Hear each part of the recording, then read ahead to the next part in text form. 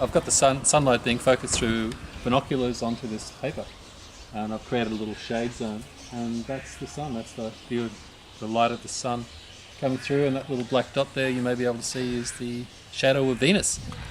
It started on the from the northwest, and it's gone in so far, and it's we're halfway through it. This morning it was too cloudy to really see. It's only been in the last couple of hours that the clouds have gone away, and we've been getting a really good image. Will it? And it'll cross over and touch the side and then disappear from it. Does it cross in a straight line? It's a little curvy. So, and previous transits of Venus some of them have been quite curvy. It just sort of depends on where the orbits are. Like you can imagine, if you get it at a point where the Venus is going like that, then it'll have more of a curve on it. But if it's quite flat, if Venus is orbiting quite flat relative to the Sun at that point, because Venus's orbit wobbles a little bit like that, relative to the Earth's orbit, and so sometimes it's up and sometimes it's down. And that's why it's reasonably rare that it's actually between us. We're lined up so that it's between us and the Sun. Often it's higher or lower than the Sun, because it's wobbling around.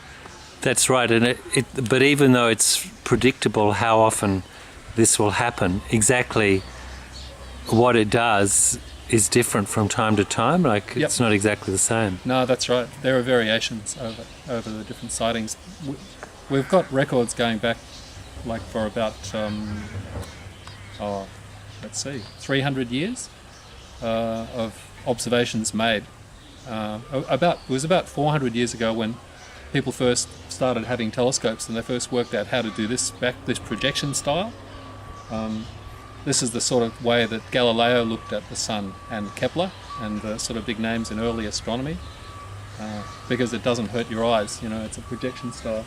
So you're doing it exactly the same way that Galileo would have looked at Galileo and Kepler and all of the big names used exactly the same technique. As soon as you can get a lens, then you can focus the light of the sun down to a point, and you can see the whole sun, and then you can see the shadow of Venus moving across it. So what does an event like this mean to you? It's got a particular personal meaning for me, because it happened 8 years ago, and the last time it happened, me and my associate Tristan Ray were driving out west to a sniffing outbreak in Kintore, and I'm an amateur astronomer, so I knew about it. So I had special goggles that we used to look at it as we were driving out west. And as we drove out west, we were making all sorts of plans about how to deal with sniffing and how to, strategies that would unfold over time. Toyotas are good like that. We spend a lot of time together. So the transit of Venus for me was 8 years ago. I was planning how to sort of deal with sniffing. And now, it's sort of like, personally, it's sort of like a circle closing.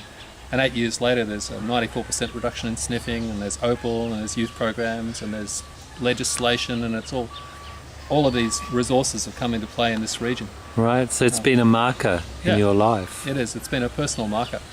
And I'm glad I'm not in a Toyota heading for a sniffing outbreak.